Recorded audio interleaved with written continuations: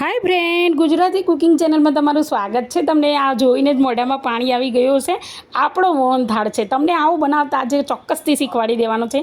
ચાસણી કેવી રીતે બનાવવાની, લોટ કેટલો શેકવાનો, પાણી કેટલું રેડવાનું, કલર કેવી રીતે નાખવાનો, આટલો સ્મૂધ કેવી રીતે બને, આ બધા જ તમારા પ્રશ્નોનું સોલ્યુશન લાવીને આવું દાણેદાર મસ્ત મજાનો મોહનથાળ આજે તમને શીખવાડી દેવાની જ છું.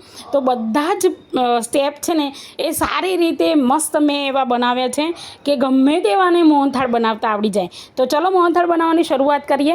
તો આપણે અહીંયા છે ને 500 ગ્રામ લોટ મેં એક્ઝેક્ટ લીધો છે અને એ પણ ઝીણો આપણે બેસનનો.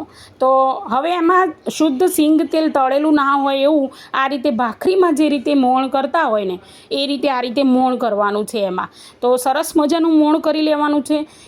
સારી એવી ભાખરીમાં મોણ કરતા હોય એવું વધારે મોણ કરવાનું છે થોડું. તો આ રીતે એને મસળી લેવાનું છે જુઓ.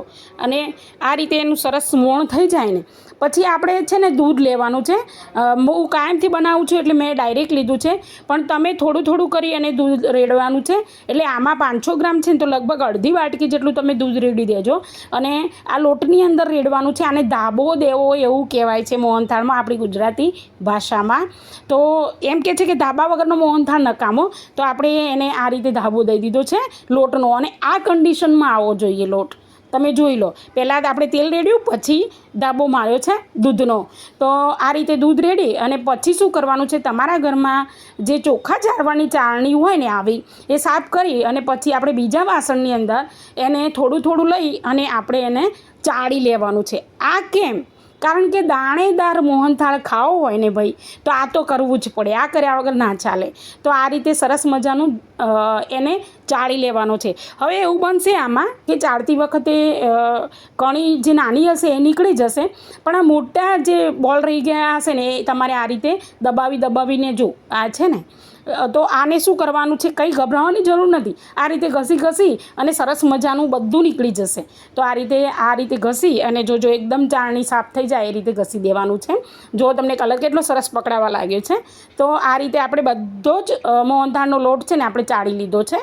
તો હવે જુઓ તમે, તો અહીંયા જો તમે એકદમ લોટ કેટલો મસ્ત, એનો કલર કેટલો સરસ ફાઇન થઈ ગયો છે. હું તમને બતાવું, એકદમ દાણેદાર લોટ થઈ ગયો છે. એટલે સમજી લેવાનું કે તમારો મોહનથાળ દાણેદાર બનવાનો જ છે.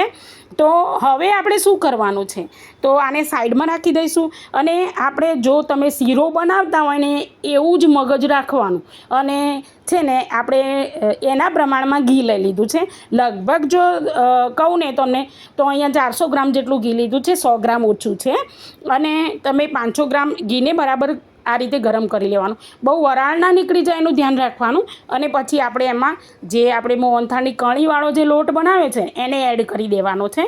હવે દાણેદાર એકદમ મસ્ત કણી પડે તો આ રીતે આપણે એને ધીમે ધીમે શેકવાનો છે. પહેલાં ગેસની ફ્લેમ હાઈ રાખવાની નથી, મીડિયમ જ રાખવાની. મીડિયમ ગેસમાં જ આપણે કામ કરવાનું છે. તો આ રીતે મારે સ્ટીલનું છે પેન, એમાં હું શેકું છું. તમારે કોઈ પણ પેનમાં ઘરમાં વાપરતા હોય એમાં શેકી શકો છો. હવે અહીંયા વસ્તુ શું છે કે ઘી કેટલું વાપરવું, તો ઘણીવાર 400 ગ્રામ ઘી લીધું હોય અને એક્ઝેક્ટ છે માપ, પણ તમારા ઘરમાં એમ કે 400નું માપ નથી, તો તમારે શીરામાં કેવી રીતે આપણે ઘી લઈએ છીએ અટકળ જ એ રીતે આ લઈ લેવાનું. અને ઓછું પડે તો ઉપરથી થોડું નાખી દેવાનું, એમાં કંઈ ઇશ્યુ નથી. અને આવી રીતે ધીમે ધીમે હલાવવાનું છે.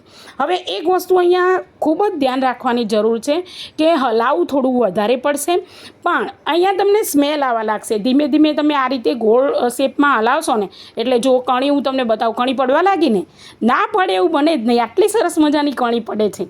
તો હવે શું કરવાનું છે, આ કણી પડવા લાગી છે. હવે ધીમે ધીમે હલાવતા રહીશું ને તેમ હવે આપણે દૂધ છે અંદર એટલે થોડો ઉભરો આવવાનો. એટલે પહેલો ઉભરો આવશે ને એટલે ખદખદવા લાગશે. એટલે આ રીતે ખદખદવા લાગે ને એટલે સમજી લેવાનું કે આપણો મોહનથાળ બનવાની તૈયારીમાં, એટલે કે લોટ શેકાઈ જવાની તૈયારીમાં છે. તો આ રીતે સતત હલાવતા રહેવાનું છે. હવે એક વસ્તુ કે અહીંયા હલાવવાનું સારી રીતે, જેથી કરીને નીચે બેસે નહીં.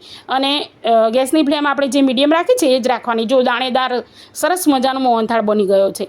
અને આવી રીતે ઉભરો આવી જાય ને આવો દાણો દાણો દેખાવા લાગે એટલે તમારે સમજી લેવાનું કે આપણો લોટ શેકાઈ ગયો છે. પછી ગેસની ફ્લેમ બંધ કરી દેવાની છે અને પછી આ રીતે સતત હલાવતા રહેવાનું છે થોડી વાર માટે. તો એને આપણે હલાવતા જ રહેવાનું છે આ રીતે અને કણી જોતા રહેવાનું છે. હવે ગેસની ફ્લેમ મેં બિલકુલ બંધ કરી દીધી છે અને આ રીતે સરસ મજાનું એનો ઉભરો નીચે બેસી જાય અને સારું એવું સ્ટફિંગ થઈ જાય ને એટલે આપણે શું કરીશું એને જો હવે ઉભરો નીચે બેસી ગયો છે તો બહુ ઉતાવળ નથી કરવાની. ઘણા બહેનો શું કરે ફટાફટ કામ કરવા લાગે, એવું કંઈ નહીં, આપણે શાંતિથી કરવાનું છે. તો આ રીતે ઉભરો બેસી ગયો છે ને તો એને આપણે બીજા વાસણની અંદર કાઢી લેવાનું છે. સાચવીને બધું બેટર છે ને મોહનથાળનું એ જો કણી કેટલી સરસ છે. અને અહીંયા 10 જેટલી ઇલાયચી મસ્ત મજાની છોલી અને એને સરસ પાવડર ઘરે જ બનાવી અને એને અંદર એડ કરવાનું છે અને આ રીતે એની ઉપર સરસ મજાનું લેયર પાથરી દેવાનું. જેના કારણે તો શું થશે કે જે એની કચાશ છે ને એ એકદમ સોફ્ટ થઈ જશે, ઇલાયચી ચાવવામાં તમને તકલીફ નહીં પડે અને એની સુગંધ બેસ્ટ આવશે. હવે અહીંયા વાત કરું છું કે આપણે 400 ગ્રામ ઘી લીધું છે તો 400 ગ્રામ ખાંડ લેવાની છે. બરાબર છે. તમારા વાટકીનું માપ રાખતા હોય તો એ વાટકી ભરી અને લોટ લીધો હોય ને એનું 1 આંગળ ઓછું રાખવાનું. એટલે સમજી લેવાનું કે આ રીતે આપણે ગળપણમાં લેવાનું છે. હવે અહીંયા વસ્તુ શું છે કે બધા ધ્યાન નથી રાખતા કે ભાઈ પાણી વધારે પડી જશે ઓછું, એવું કંઈ નથી.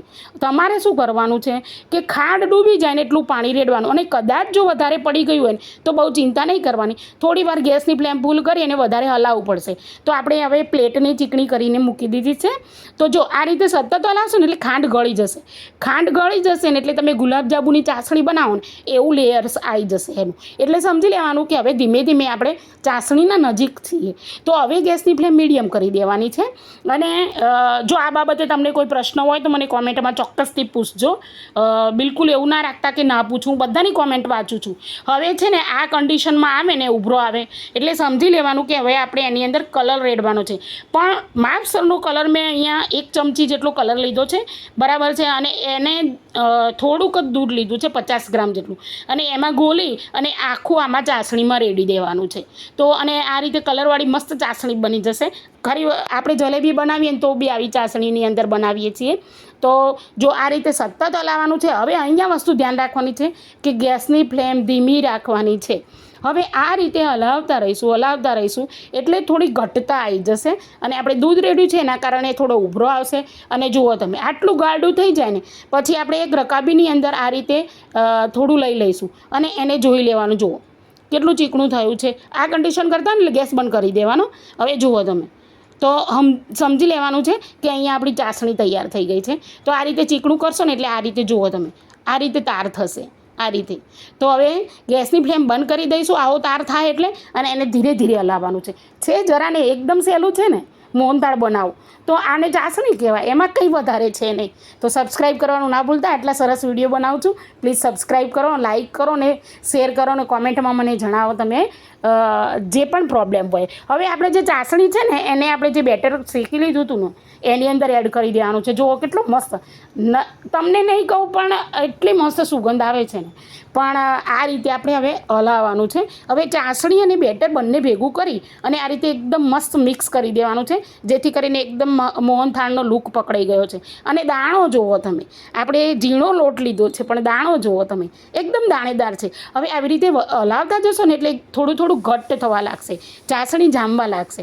હવે એકદમ જામી ના જાય ને એ પહેલાં આપણે એને જે થાળી હોય તો થાળી ને પ્લેટ હોય તો પ્લેટ એની અંદર ઠારી દેવાનો છે. જુઓ કેટલો મસ્ત બન્યો છે. તો સબસ્ક્રાઈબ તો કરો પ્લીઝ અને હવે લાઈક તો કરો અને કોમેન્ટમાં જણાવો કે તમને મારા વિડીયો કેવા લાગે છે. આવું ના ચાલે કે તમે સબસ્ક્રાઈબ ના કરો. તો હવે આ રીતે આપણે પાથરી દીધું છે તો એને સારી રીતે આપણે હલાવી લઈશું એટલે બધી પ્લેટની અંદર સારી રીતે પથરાઈ જશે. જુઓ તમે થોડી વારમાં. અને આવું ઘી થોડું થોડું ઉપર ફૂટવું પડે જેના કારણે અઠવાડિયા સુધી મોહનથાળ એકદમ પોચો રહેશે. એટલે આ રીતે જો હવે આપણે એને ગાર્નિશ કરી લઈએ. તો અહીંયા મગજતરીના બીજ છે, તમારી જોડે જે પણ કોઈ હોય. જો કે મારા બાળકો છે ને આ બીજ નાખવાની ના જ પાડે છે પણ શું છે કે મારે યુટ્યુબમાં વિડીયો બનાવવાનો એટલે મારે તો નાખવા જ પડે તમારા માટે. તો ચારોળી અને આ નાખી દીધું છે જુઓ. અને અડધો કલાક તમારે મૂકી રાખવાનો છે, વધારે નહીં, અડધો કલાક. તો પછી એનો કલર પણ ચેન્જ થઈ જશે અને ઘી ક્યાં જતું રહ્યું એની તમને ખબર નહીં પડે અને સરસ મજાનો જામી જશે. તો અડધા કલાક માટે આપણે પંખાની નીચે અથવા તો રૂમ ટેમ્પરેચર ઉપર તમે મૂકશો ને તો બી હવે આગળથી જોઈ લેવાનું કે જામી ગયો છે. હા, તો આ રીતે ચપ્પાથી સરસ મજાના પીસ પાડી દેવાના છે. તમારે જે આકાર આપવો હોય આપી દેવાનો છે. આટલો ટેસ્ટી સરસ મજાનો મોહનથાળ બનાવી દીધો. તો આ મોહનથાળ ખાવા માટે મારા ફેમિલીમાં બધા એમ જ કહેતા હોય, હું મમ્મીના ઘરે જાઉં તો એમ કહેતા હોય કે ભાઈ મોહનથાળ બનાવીને જા. તો અને મારી સાસરીમાં તો લગભગ અઠવાડિયે હું મોહનથાળ બનાવું છું અને દિવાળીમાં તો આજુબાજુમાં પણ બનાવવા જવું પડે છે. તો કેટલો સરસ જુઓ, એકદમ સ્મૂધ. તો મારો વિડીયો કેવો લાગે પ્લીઝ મને ચોક્કસથી કહેજો.